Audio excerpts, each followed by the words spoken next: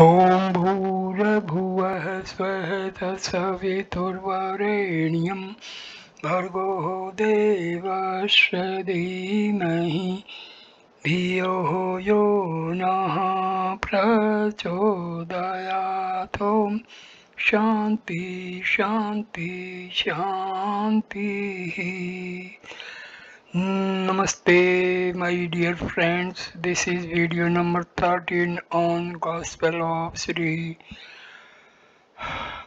Ramakrishna Parmahamsa. This video starts with various classes of devotees. Master.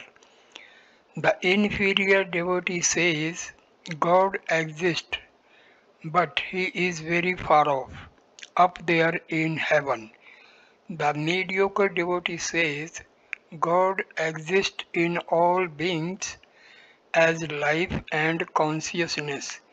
The superior devotee says, it is God Himself who has become everything.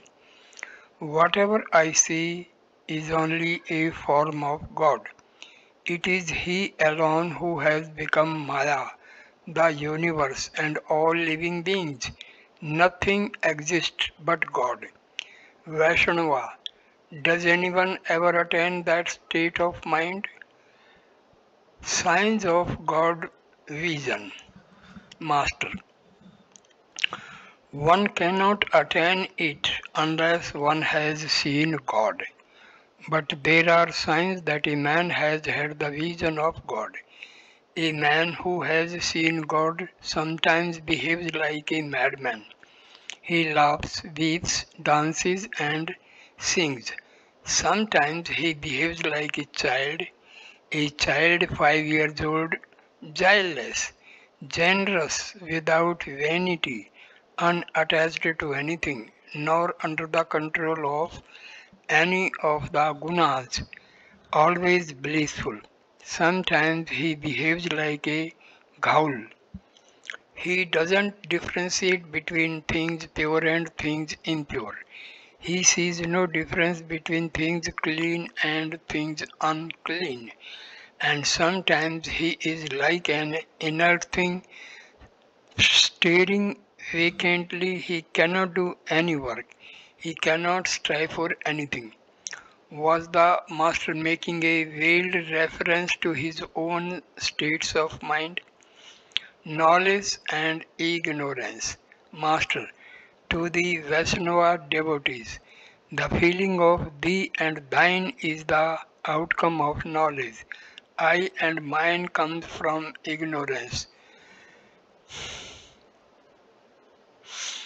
Knowledge makes one feel, O God, thou art the doer and I am thy instrument. O God, to thee belongs all body, mind, house, family, living beings, and the universe. All these are thine, nothing belongs to me. An ignorant person says, Oh God is there very far off.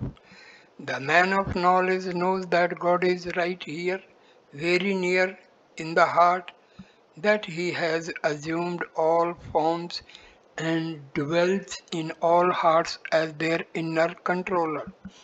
Sunday, July 22, 1883.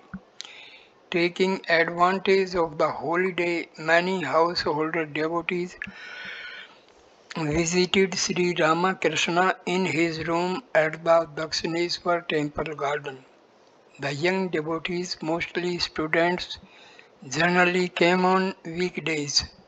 Sometimes the master asked his intimate disciples to come on a Tuesday or a Saturday, days that he considered very auspicious for special religious instruction. Adhar, Rakhal and M had come from Calcutta in a hired carriage. Sri Ramakrishna had enjoyed a little rest after his midday meal.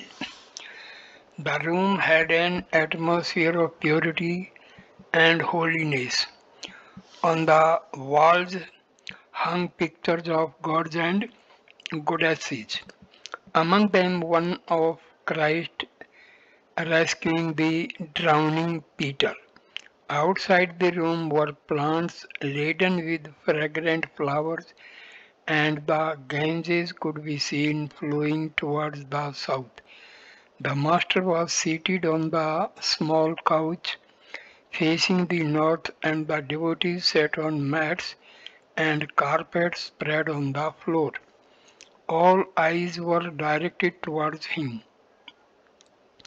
Mani Malik, an old Brahmo devotee about 65 years of age, came to pay his respects to the master. He had returned a few months earlier from a pilgrimage to Banaras and was recounting his experiences to Sri Ramakrishna. Difficulty of the Vedantic method. Mani Malik, a monk whom I met in Banaras, said that no religious experience is possible without the control of the sense organs. Nothing could be achieved by merely crying God, God. Master, do you understand the views of teachers like him? According to them, one must first practice spiritual discipline, self-restraint, self-control, forbearance, and the like. Their aim is to attain nirvana. They are followers of Vedanta. They constantly discriminate, saying Brahma alone is real and the world illusory. But this is an extremely difficult path. If the world is illusory, then you too are illusory. The teacher who gives the instruction is equally illusory. His words too are as illusory as a dream. But this experience is beyond the reach of the ordinary man. Do you know what it is like? If you burn camphor, nothing remains. When wood is burnt, at least a little ash is left. Finally, after the last analysis, the devotee goes into samadhi. Then he knows nothing whatsoever of I, you, or the universe. Padam Lochan was a man of deep wisdom. He had great respect for me, though at that time I constantly repeated the name of the Divine Mother. He was the court Pandit of the Maharaja of Bardhaman. Once he came to Calcutta and went to live in a garden house near Kamarhati. I felt a desire to see him and sent Hriday there to learn if the Pandit had any vanity. I was told that he had none. Then I met him. Though a man of great knowledge and scholarship, he began to weep on hearing me sing Ram Prasad's devotional songs. We talked together a long while.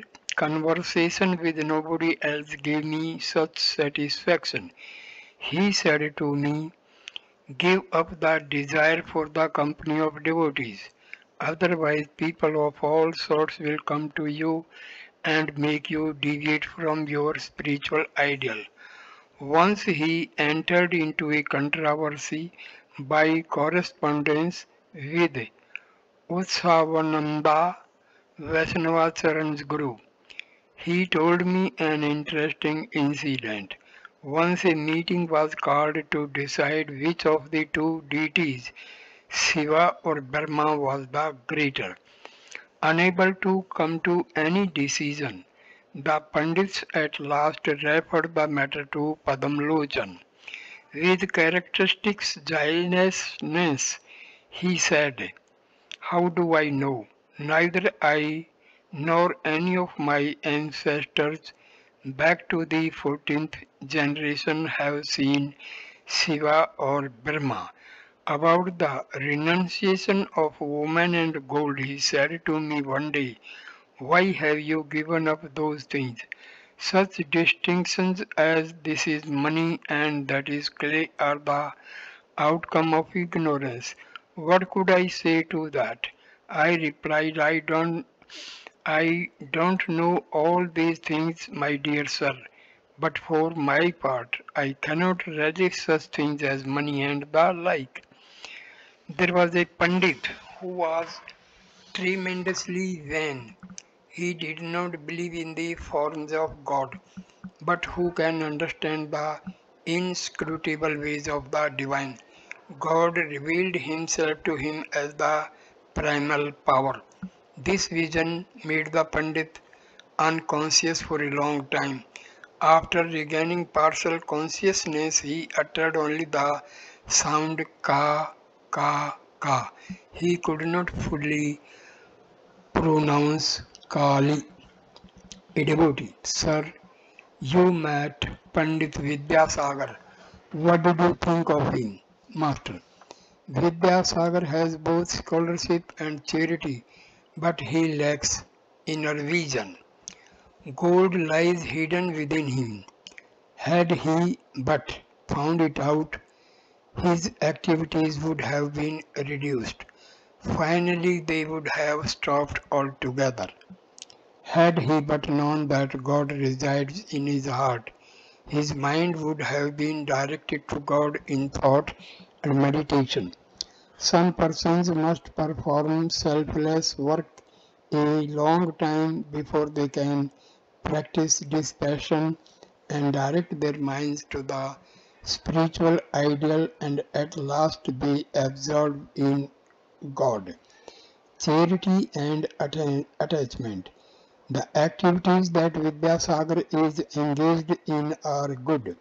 Charity is very noble. There is a great deal of difference between Daya, compassion, and Maya, attachment. Daya is good, but not Maya.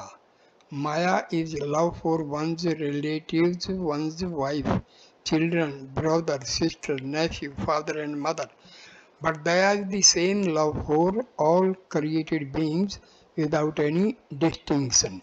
And is Daya also a bondage? The three gunas, Master.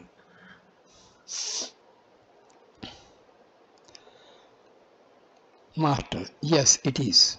But that concept is something far beyond the ordinary man. Daya springs from Sattva. Sattva preserves, Rajas creates, and Tamas destroys. But Brahma is beyond the three gunas. It is beyond Prakriti. None of the three gunas can reach truth. They are like robbers who cannot come to a public place for fear of being arrested. Sattva, Rajas, and Tamas are like so many robbers. Listen to a story. Once a man was going through a forest when three robbers fell upon him and robbed him of all his possessions. One of the robbers said, "What is the use of keeping this man alive?" So saying, he was about to kill him with his sword, when the second robber interrupted him, saying, "Oh no, what is the use of killing him? Tie him hand and foot and leave him here." The robbers bound his hands and feet and went away. After a while, the third robber returned and said to the man, "Ah, I am sorry. Are you hurt? I will release you from your bonds." After setting the man free, the thief said, "Come with me. I will take you to the public highway." After a long time, they reached the road. Then the robber said, "Follow this road. Over there is your house." At this the man said, "Sir, you have been very good to me. Come with me to my house."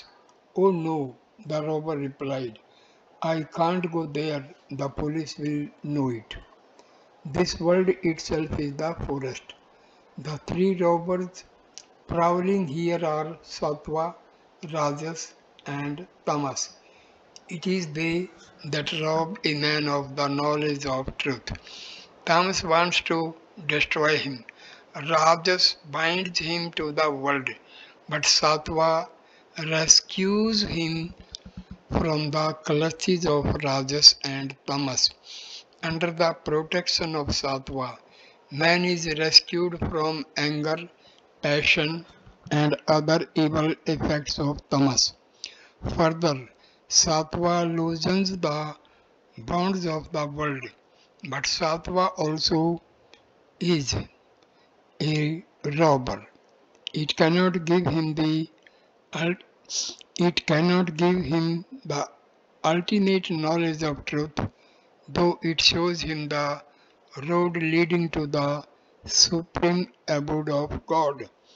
Setting him on the path, Sattva tells him, "Look yonder, there is your home." Even Sattva is far away from the knowledge of Brahma. Nature of Brahma cannot be described.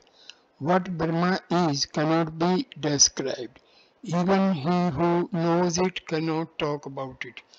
There is a saying that a boat, once reaching the black waters of the ocean, cannot come back. Parable of the four friends. Once four friends in the course of a walk saw a place enclosed by a wall. The wall was very high. They all became eager to know what was inside. One of them climbed to the top of the wall. What he saw on looking inside made him speechless with wonder.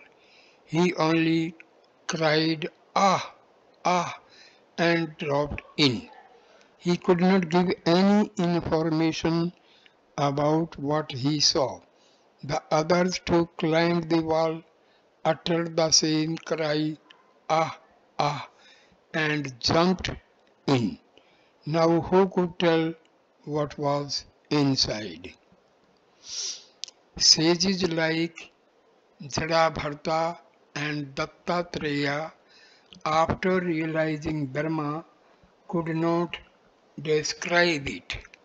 A man's eye completely disappears when he goes into Samadhi after attaining the knowledge of Brahma.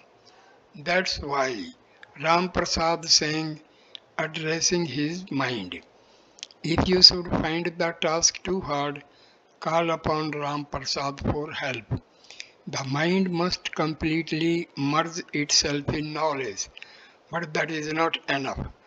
Ram Prasad, that is the principle of I, must vanish too. Then alone does one get the knowledge of Brahma. A devotee: "Sir, is it possible then that Sukadeva did not have the ultimate knowledge?" Master: According to some people, Sukadeva only saw and touched the ocean of Brahma. He did not dive into it. That's why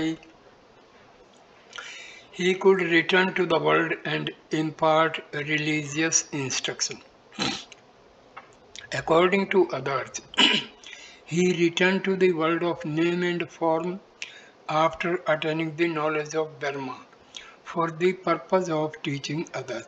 He had to recite the Bhagavata to King Parikshit and had to teach people in various ways. Therefore, God did not destroy his eye altogether. God kept him God kept in him the ego of knowledge. God and religious organization. Devotee: Can one keep up an organization after attaining the knowledge of Dharma? Master: Once I talked to Keshav Sen about the knowledge of Dharma. He asked me to explain it further. I said, if I proceed further, then you won't be able to preserve your organization and following. Then please stop here, replied Keshav. All laughed. But still I said to Keshav, I and mine indicate ignorance. Without ignorance, one cannot have such a feeling as I am the doer. These are my wife, children, possessions, name and fame. Thereupon Keshav said, Sir, if one give, gives up the gave up the I, nothing whatsoever would remain. I reassured him and said, I am not asking you to give up all of the I. You should give up only the unripe I. The unripe I makes one feel I am the doer. These are my wife and children. I am a teacher. Renounce this unripe I and keep the ripe I, which will make you feel that you are the servant of God, His devotee, and that God is the doer and you are His instrument. Devotee. Can the ripe I form an organization? Two kinds of ego. Master, I said to Keshav Sen that the I that says I am a leader, I have formed this party, I am teaching people, is the unripe I. It is very difficult to preach a religion. It is not possible to do so without receiving the commandment of God. The permission of God is necessary. Sukadeva had a command from God to recite the Bhagavata. If, after realizing God, a man gets his command and becomes a preacher or teacher, then that preaching or teaching does no harm. His eye is not unripe, it is ripe. I asked Kesab to give up this unripe eye. The ego that feels I am the servant of God and lover of God does not injure one. I said to him, you have been constantly talking of your organization and your followers, but people also go away from your organization. Kesab answered, it is true, sir. After staying in it several years, people go to another organization. What is worse, on deserting me, they abuse me right and left. Why don't you study their nature? I said. Is there any good in making anybody and everybody a disciple? I said to Keshav further, you should accept the Divine Mother, the primal energy. Brahma is not different from its Shakti. What is Brahma is also Shakti. As long as a man remains conscious of the body, he is conscious of duality. It is only when a man tries to describe what he sees that he finds duality. Kesab later on recognized Kali. One day, when Keshav was here with his disciples, I said to him that I would like to hear him preach. He delivered a lecture in the Chandani. Then we all sat by the bathing ghat and had a long conversation. I said to him, it is Bhagwan alone who in one form appears as Bhagata and in another as the Bhagavata. Please repeat Bhagavata, Bhagata, Bhagavan. Kesab and his disciples repeated the words. Then I asked him to repeat Guru, Krishna, Vaishnava. Thereupon Kesab said, Sir, I should not go so far now. People will say that I have become an orthodox Hindu. It is extremely difficult to go beyond the three gunas. One cannot reach that state without having realized God. Man dwells in the realm of Maya. Maya does not permit him to see God. It has made him a victim of ignorance.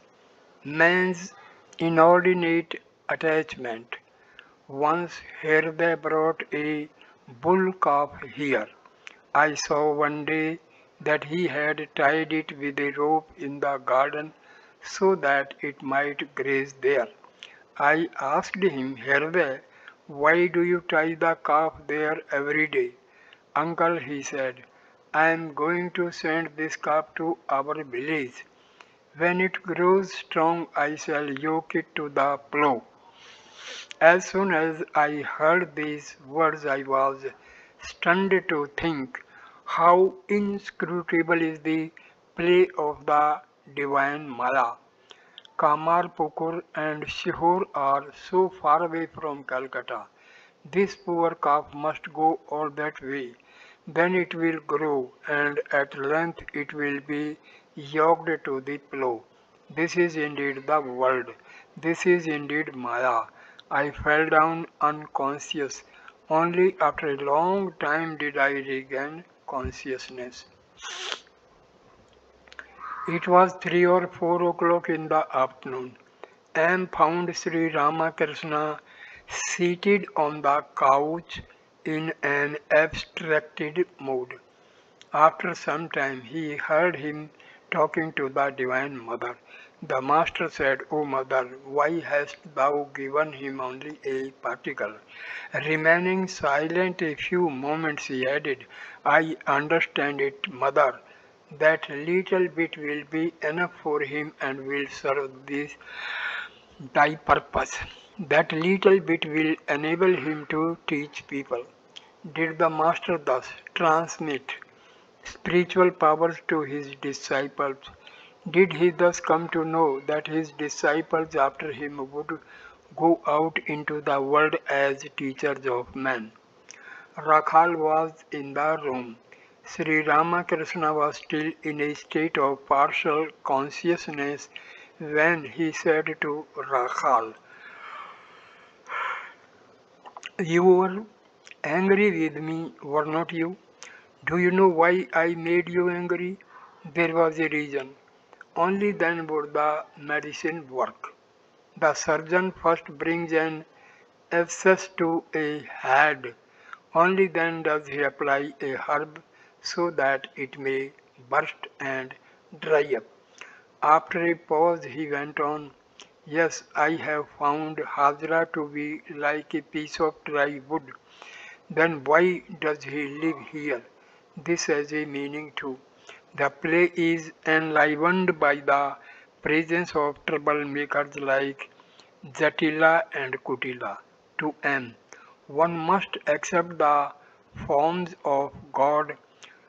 Do you know the meaning of the image of Jagadharti? Jagadharti, Jagadhatri. She is the bearer of the universe. Without her support and protection, the universe would fall from its place and be destroyed. The Divine Mother Jagadhatri reveals herself in the heart of one who can control the mind, which may be compared to an elephant. Rakhal. The mind is a mad elephant, Master. Therefore, the lion, the carrier of the Divine Mother, keeps it under control. It was dusk. The evening service began in the temple. Sri Ramakrishna was chanting the names of the gods and goddesses. He was seated on the small couch with folded hands and became absorbed in contemplation of the Divine Mother. The world outside was flooded with moonlight, and the devotees inside the master's room sat in silence and looked at his serene face. In the meantime, Govinda of Belgharia and some of his friends had entered the room. Sri Ramakrishna was still in a semi-conscious state. After a few minutes he said to the devotees, Tell me your doubts. I shall explain everything. Govinda and the other devotees looked thoughtful. Black complexion of the Divine Mother. Govinda. Revered sir, why does the Divine Mother have a black complexion? Master. You see her as black because you are far away from her. Go near and you will find her devoid of all color. The water of a lake appears black from a distance. Go near and take the water in your hand, and you will see that it has no color at all. Similarly, the sky looks blue from a distance, but look at the atmosphere near you. It has no color. The nearer you come to God, the more you will realize that He has neither name nor form. If you move away from the Divine Mother, you will find her blue like the grass flower. Is Shama male or female? A man once saw the image of the Divine Mother wearing a sacred thread. He said to the worshipper, "What? You have put the sacred thread on the mother's neck?" The worshipper said, "Brother, I see that you have truly known the mother, but I have not yet been able to find out whether she is male or female. That's why I have put the sacred thread on her image. That which is Shama is also Brahma. That which has form again is without form. That which has attributes again has no attributes. Brahma is Shakti. Shakti is Brahma. They are not two. These are only two aspects, male and female, of the same reality.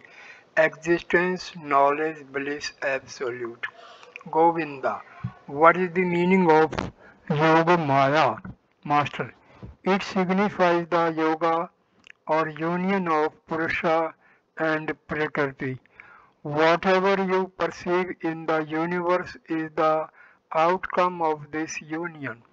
Take the image of Shiva and Kali.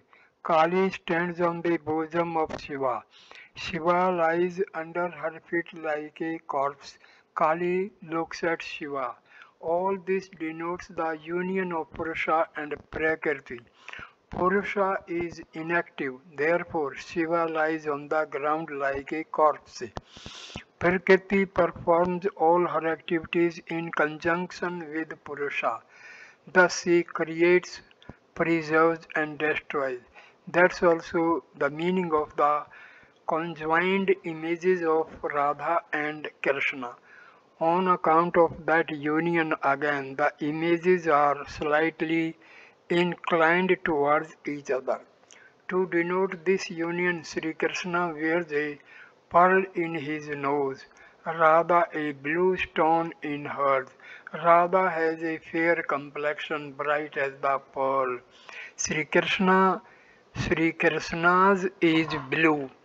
For this reason, Radha wears the blue stone. Further, Krishna's apparel is yellow and Radha's blue.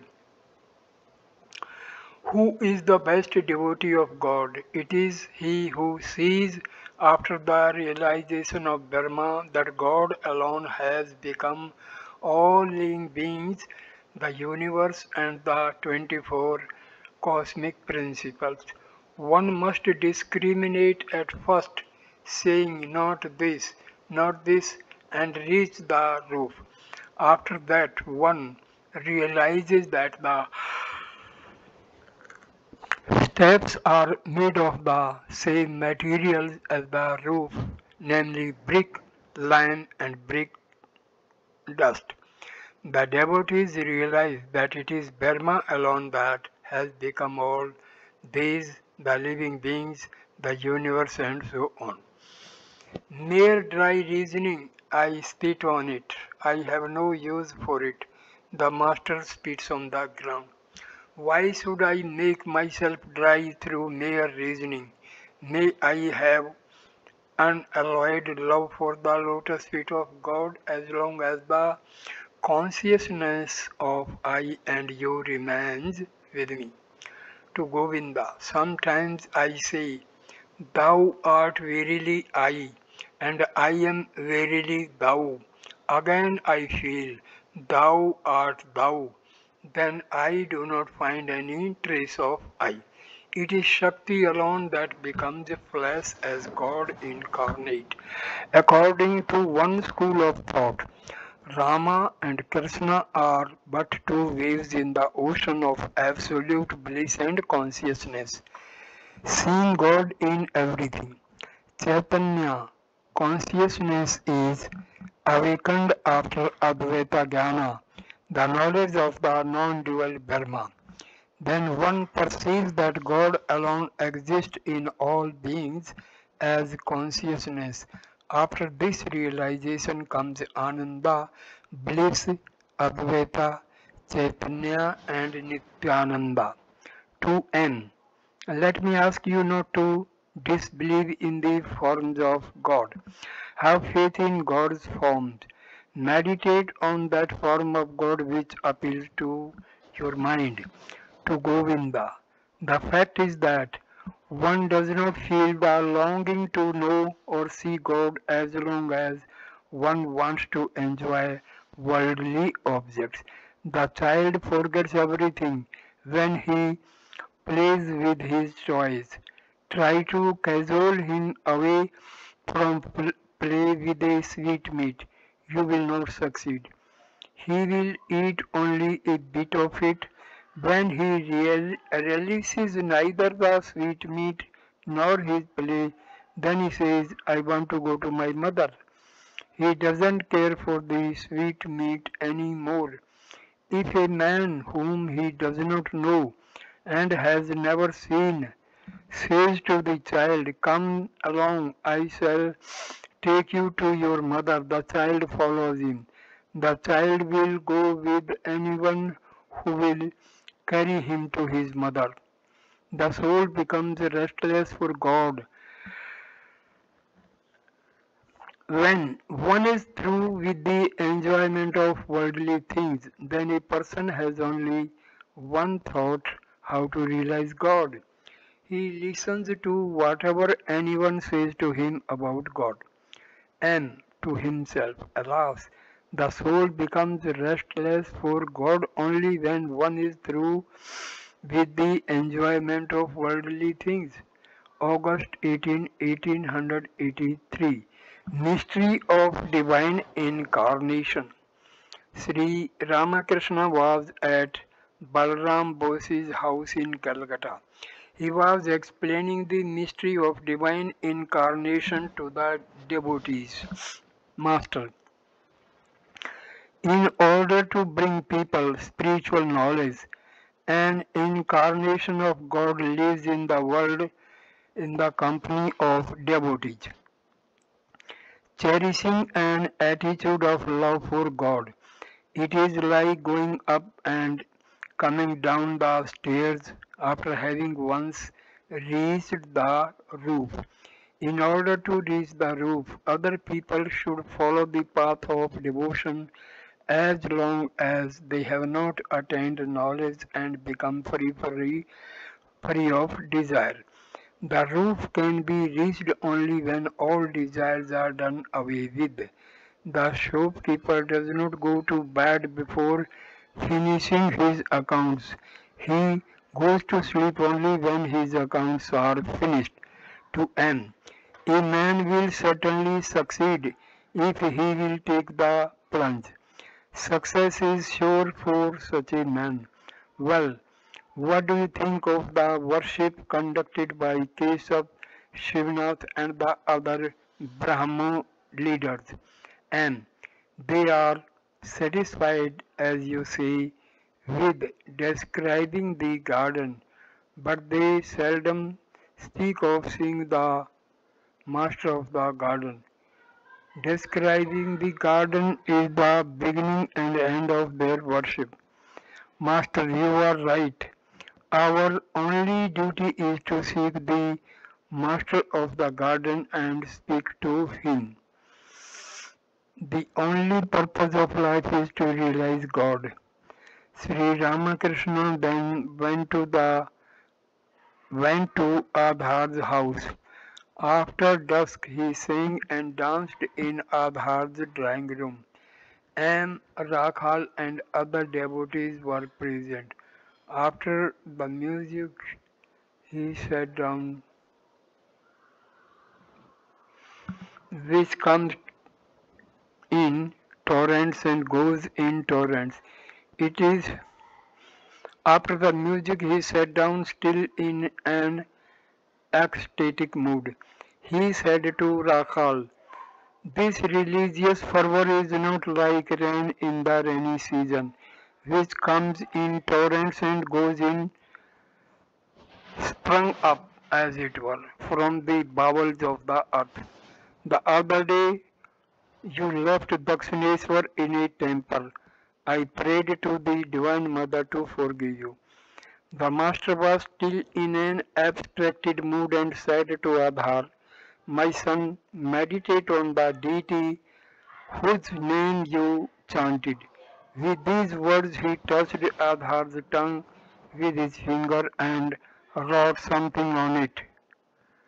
Did the master thereby impart spirituality to Adhar? Chapter 13.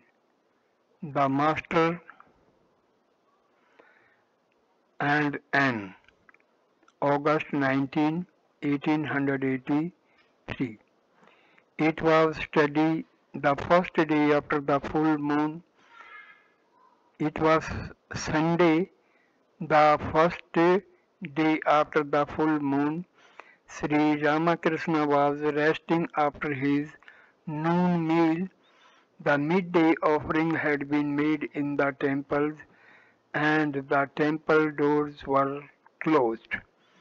In the early afternoon, the master sat up on the small couch in his room and prostrated himself before him and sat on the floor.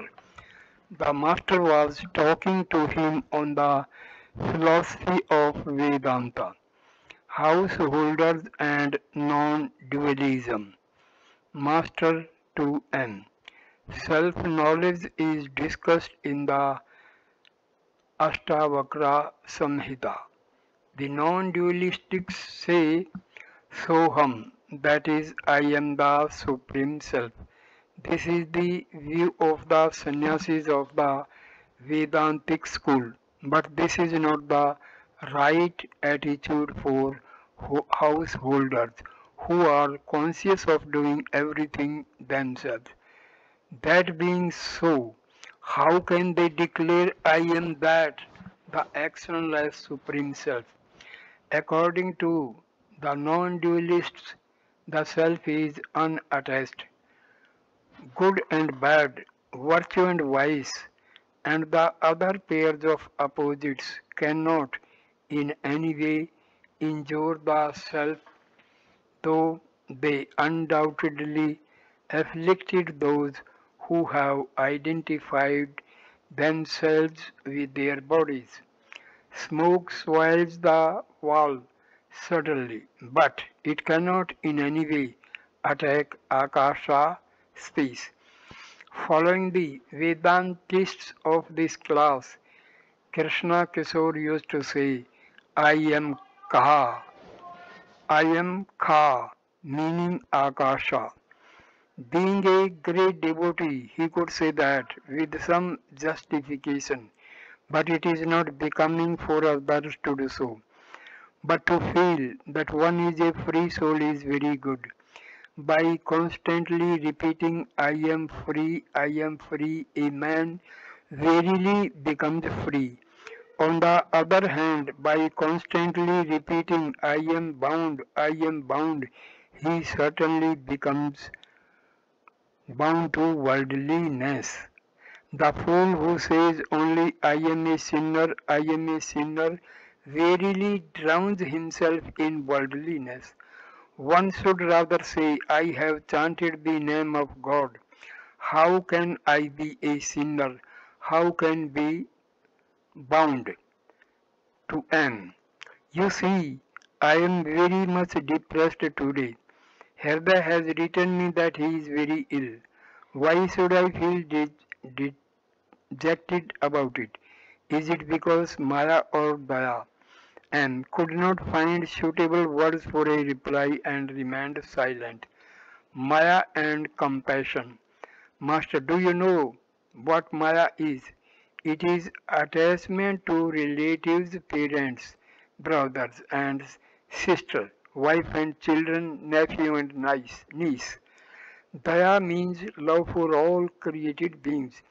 Now, what is this by feeling about Herday? Is it Maya or Daya? But Herday did so much for me. He served me wholeheartedly and nursed me when I was ill. But later he tormented me also. The torment became so unbearable that once I was about to commit suicide by jumping into the Ganges from the top of the embankment. But he did so much to serve me. Now my mind will be at rest if he gets some money. But whom shall I ask for it? Who likes to speak about such things to our rich visitors? At 2 or 3 o'clock in the afternoon, Adhar Sen and Balram arrived. After saluting Sri Ramakrishna, they sat on the floor and asked him if he was well. The master said, "Yes, I am well physically, but a little troubled in mind." He did not refer to Herda and his troubles. The conversation turned to the goddess Singhavahini. Master, yes, I visited the goddess. She is worshipped by one of the branches of the Malik family of Calcutta. This branch of the family is now in straitened circumstances, and the house they live in it is dilapidated. The walls and floor are spotted with moss and pigeon droppings, and the cement and plaster are crumbling. But other branches of the Malik family are well off. This branch has no signs of prosperity. To M, well, what does that signify? M remained silent. Master, the thing is that everyone must reap the result of past karma. One must admit the influence of tendencies inherited from past births and the result of the prarabdha karma. Nevertheless, in that dilapidated house, I saw the face of the goddess radiating a divine light. One must believe in the divine presence in the image. Once I went to Vishnupur. The Raja of that place has several fine temples. In one of them there is an image of the Divine Mother called Mirnamai.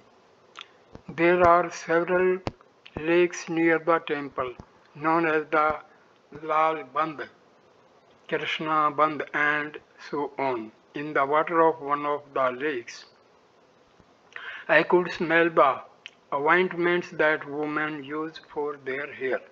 How do you explain that? I did not know at the time that the women devotees offer ointments to the goddess Mirnamai while visiting her temple.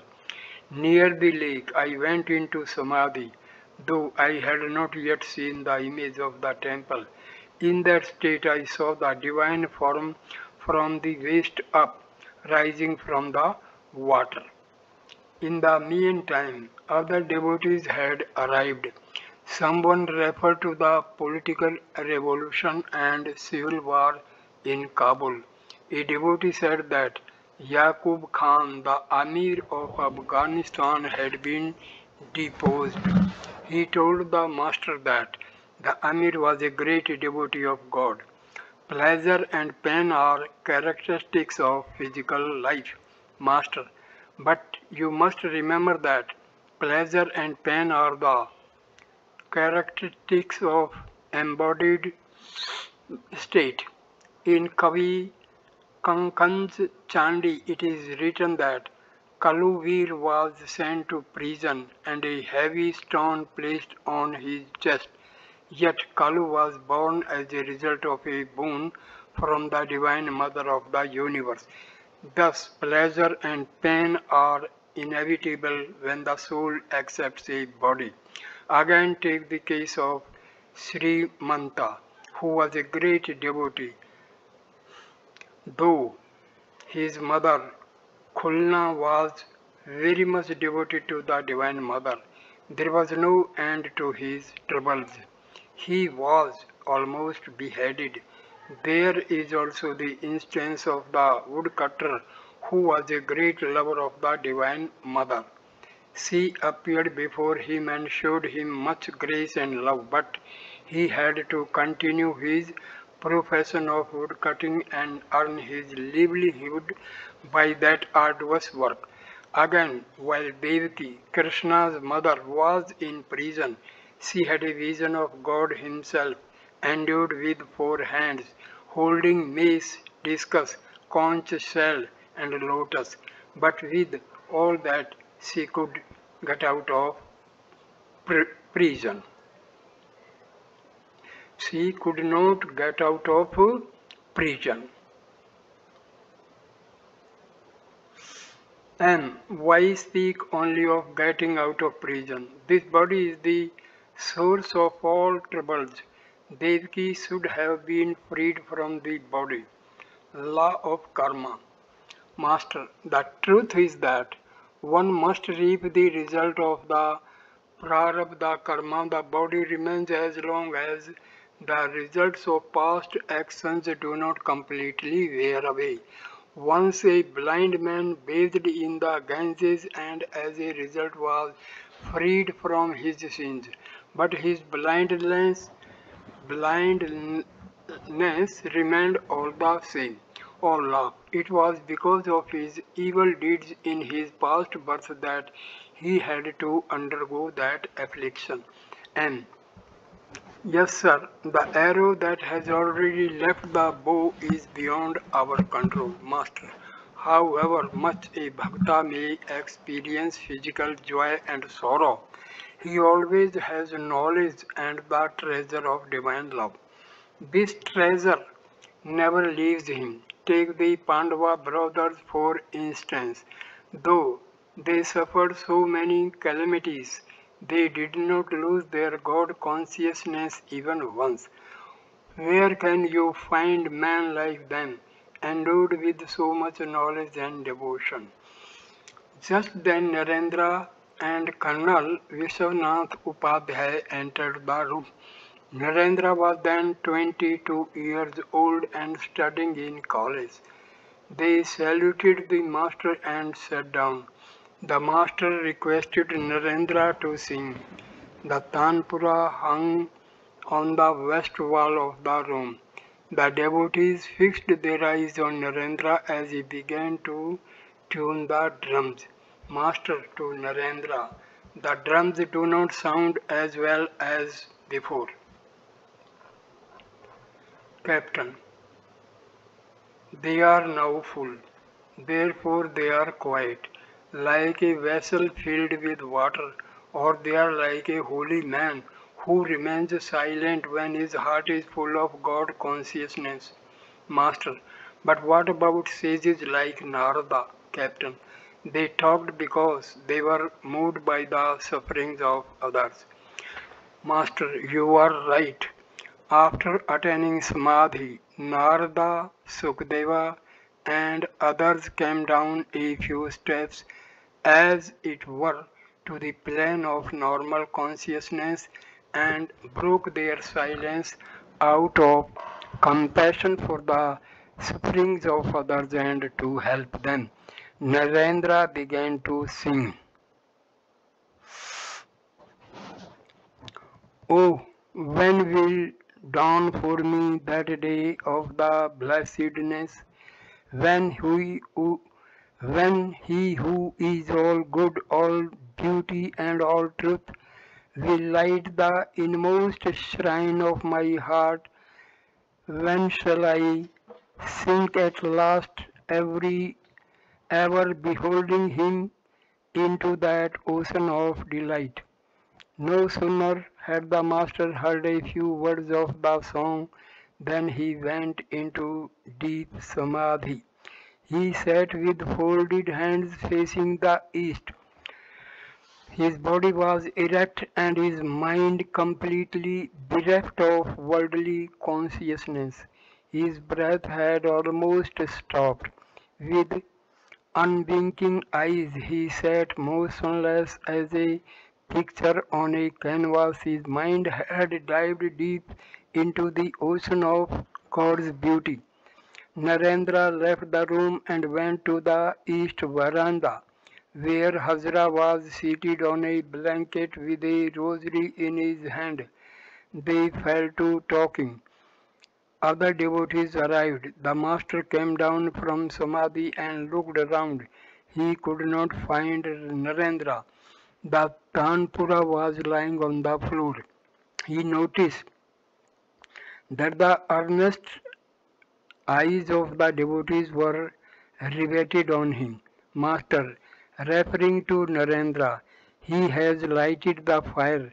Now it doesn't matter whether he stays in the room or goes out. Joy of God consciousness.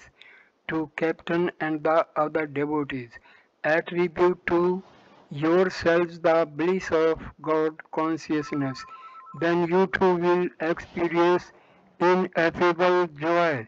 The bliss of God consciousness always exists in you. It is only hidden by the veiling and projecting power of Maya. The less you are attached to the world, the more you love God. Captain, the further you proceed towards your home in Calcutta, the farther you leave Banaras behind. Again, the farther you proceed towards Banaras, the farther behind you leave your home. Master, as Radha advanced towards Krishna, she could smell more and more of the sweet fragrance of his body. The nearer you approach to God, the more you feel his love. As the river approaches the ocean, it increasingly feels the flow of the tides. Ideals of Jnani and Bhakta. The Jnani experiences God consciousness within himself. It is like the upper Ganges flowing in only one direction. To him, the whole universe is illusory, like a dream. He is always established in the reality of self, but with the love of God, the case is different. His feeling does not flow in only one direction. He feels both the ebb tide and the flood tide of divine emotion.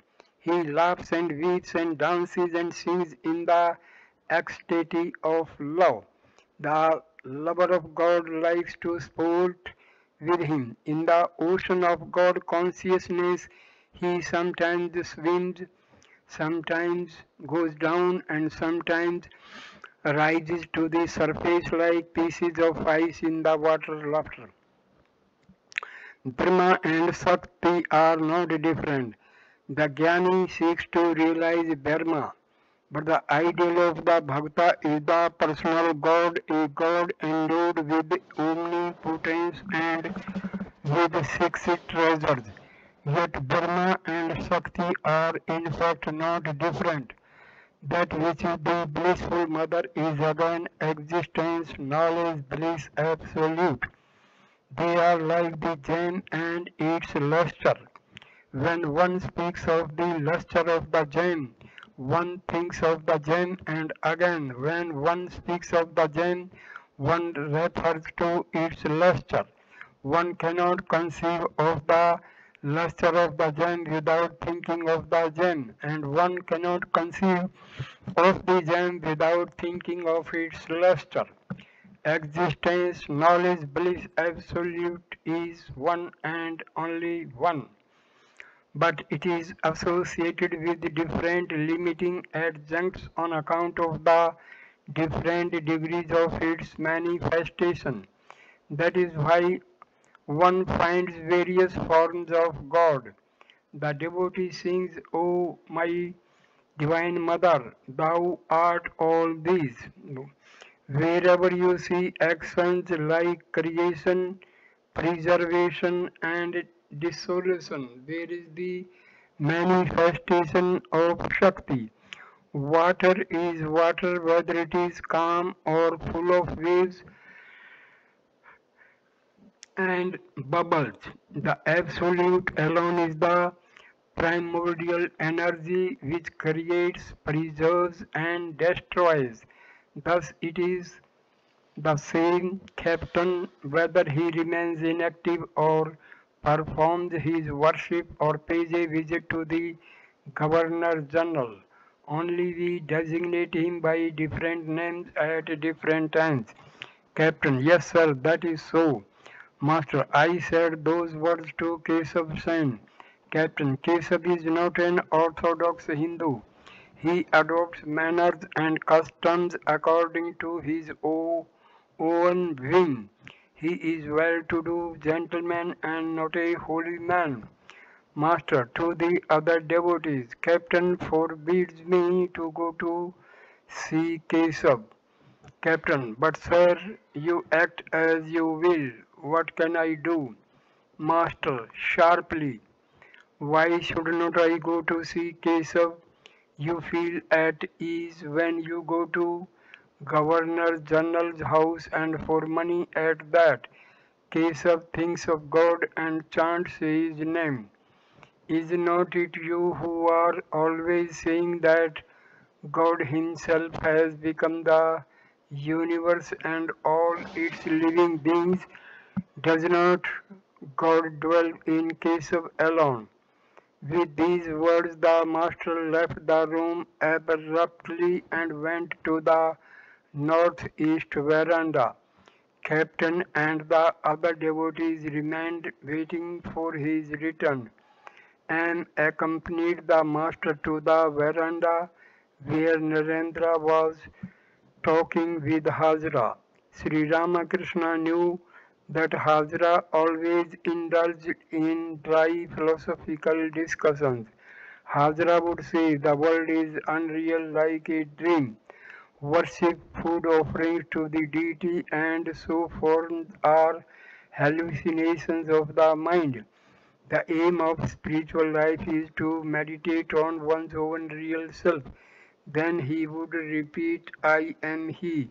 But with all that, he had a soft corner in his heart for money, material things, and people's attention. Sri Ramakrishna smiled and said to Hazra and Narendra, Hello, what are you talking about? Narendra smiling, Oh, we are discussing a great many things. They are rather too deep for others. Master with a smile, but pure knowledge and pure love are one and the same thing. Both lead the aspirants to the goal, the path of same goal. The path of love is much the easier. Narendra quoted a song, O mother, make me mad with thy love. What need have I of knowledge or reason? Narendra said to Anne that he had been reading a book by Hamilton who wrote, A learned ignorance is the end of philosophy and the beginning of religion. Master to Anne, what does that mean? Narendra explained the sentence in Bengali. The master beamed with joy and said in English, Thank you, thank you. Everyone laughed at the charming way he said these words. They knew that his English vocabulary consisting of only half a dozen words. It was almost dusk when most of the devotees, including Narendra, took leave of the master. Sri Ramakrishna went out and looked at the Ganges for a few minutes from the west porch. Two priests were bathing in preparation for the evening worship. Young men of the village were strolling in the garden or standing on the concrete embankment, gazing at the murmuring river. Others, perhaps more thoughtful, were walking about in the solitude of the Panchavati. It became dark. The maid-servant lighted the lamp in Sri Ramakrishna's room and burnt incense. The evening worship began in the 12 temples of Shiva and in the shrine of Krishna and Kali. As it was the first day after the full moon, the moonlight soon flooded the tops of the trees and temples and touched with silver the numberless waves of the sacred river. The master returned to his room. After bowing to the Divine Mother, he clapped his hands and chanted the sweet names of God.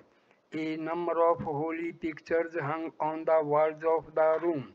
Among others, there were pictures of Dhruva, Prahlada, Kali, Radha Krishna, and the coronation of Rama. The master bowed low before the pictures and repeated the holy names.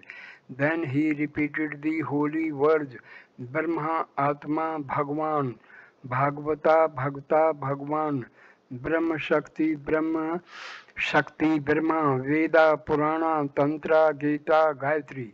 Then he said, I have taken refuge at thy feet, O Divine Mother. Not I, but thou. I am the machine and thou art the operator, and so on. Master extolled Narendra.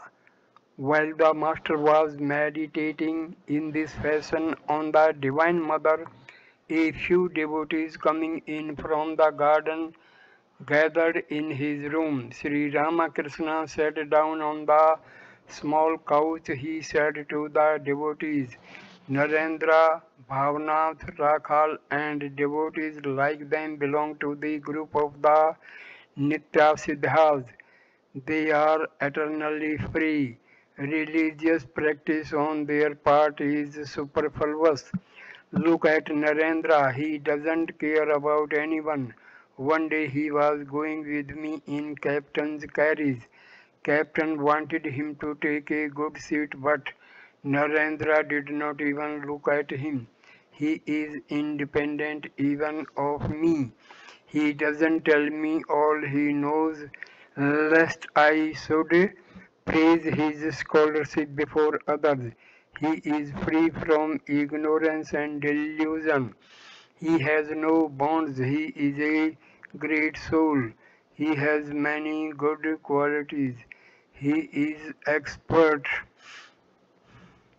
in music both as a singer and a player, and is also a versatile scholar. Again, he keeps his passions under control and says that he will never marry. There is a close friendship between Narendra and Bhavanath. They are just like man and woman. Narendra doesn't come here very often. That is good, for I am overwhelmed by his presence. Monday, August 20, 1883. Sri Ramakrishna was sitting on his bed inside the mosquito net, meditating. It was about 8 o'clock in the evening. M was sitting on the floor with his friend Hari Babu. Hari, a young man of 28, had lost his wife about 11 years before and had not married a second time. He was much devoted to his parents, brothers, and sisters. Hajra was living at Dakshineswar. Rakhal lived with the master. Though now and then he stayed at Adhar's house, Narendra, Bhavnath, Adhar, M. Ram, Manomohan, and other devotees visited the master almost every week. Hriday Sri Ramakrishna's nephew was ill in his home in the country. The master was worried about him. One of the devotees had sent him a little money, but the master did not know it. When Sri Ramakrishna came out of the mosquito net and sat on the small couch, the devotees saluted him.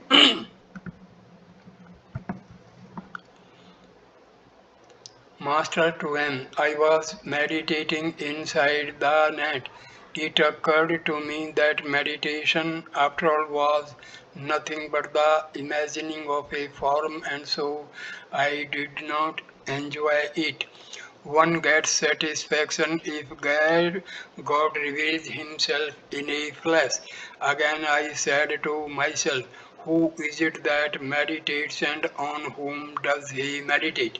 And yes, sir, you said that God himself has become everything in the universe and all living beings. Even he who meditates is God. Master, what is more, one cannot meditate unless God wills it. One can meditate when God makes it possible for one to do so. What do you see? And true, sir, you feel like that because there is no I in you. When there is no ego, one feels like that. Master, but it is good to have a trace of ego, which makes it possible for a man to feel that he is the servant of God. As long as a man thinks that it is he who is doing his duty, it is very good for him to feel that God is the master and the God's servant. When one conscious of doing work, one should establish with God the relationship of servant and master. M was always reflecting on the nature of the Supreme Brahma. Nature of Brahma. Master to M, like the Akasa, Brahma is without any modification. It has become manifold because of Shakti. Again, Brahma is like fire, which itself has no color. The fire appears white if you throw a white substance into it, red if you throw a red, black if you throw a black. The three gunas, sattva, rajas, and tamas, belong to Shakti alone. Brahma itself is beyond the three gunas. What Brahma is cannot be described, it is beyond words. That which remains after everything is eliminated by the Vedantic process of not this, and which is of the nature of bliss is Brahma. Suppose the husband of a young girl has come to his father-in-law's house and is seated in the drawing room with other young men of his age. The girl and her friends are looking at them through the window. Her friends do not know her husband and ask her, pointing to one young man, is that your husband? No, she answers smiling. They point to another young man and ask if he is her husband. Again she answers no. They repeat the question, referring to a third, and she gives the same answer. At last they point to her husband and ask, is he the one? She says neither yes nor no, but only smiles and keeps quiet. Her friends realize that he is her husband. One becomes silent on realizing the true nature of Brahma. To M, well, why do I talk so much?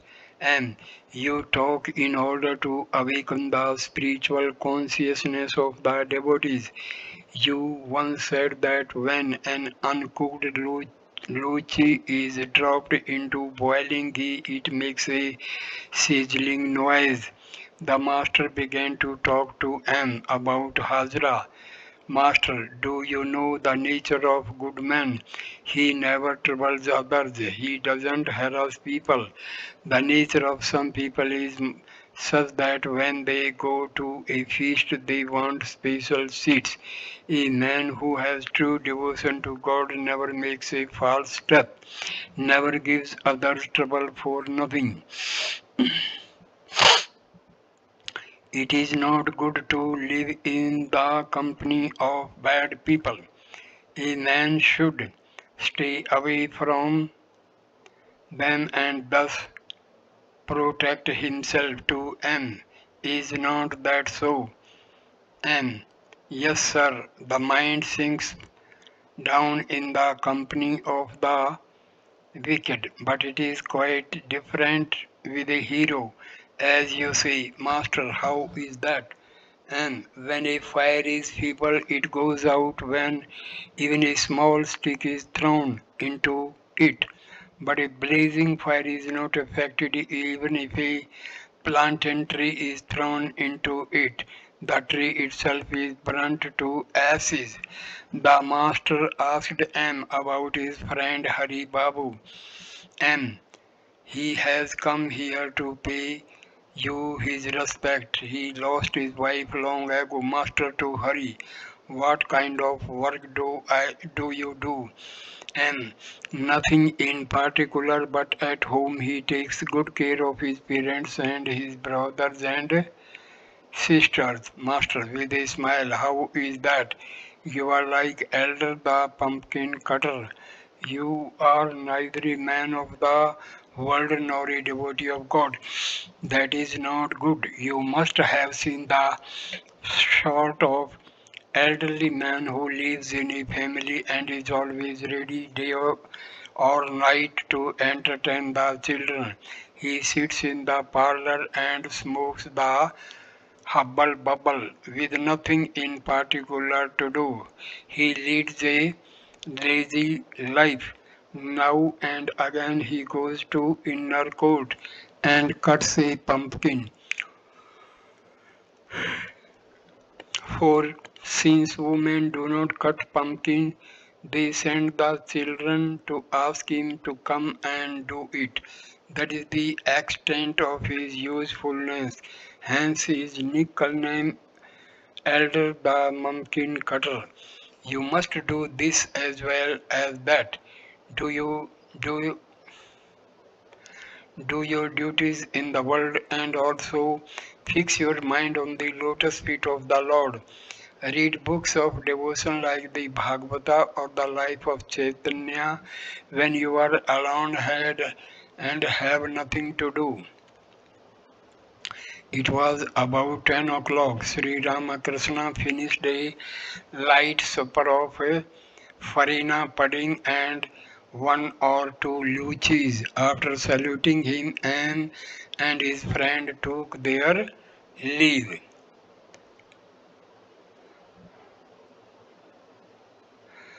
Friday, September 7, 1883. Sri Ramakrishna and M were talking in the master's room at 7:30 in the evening. No one else was present. Master, the other day I went to Calcutta. As I drove along the streets in the carriage, I observed that everyone's attention was fixed on low things. Everyone was brooding over his stomach and running after nothing but food.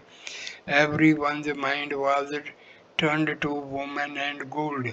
I saw only one or two with their attention fixed on higher things, with their mind turned to God. And the present age has aggravated this stomach worry. Trying to imitate the English, people have turned their attention to more luxuries, therefore their wants have also increased. Master, what do the English think about God? And they believe in a formless God. Master, that is also one of our beliefs. So I conclude this video at this point. Next video number 14 will start with Master's deep spiritual experiences. Thank you for watching this video. Please like, comment and share the video and subscribe the channel. Thank you. Namaskar, my dear friends. Namaste.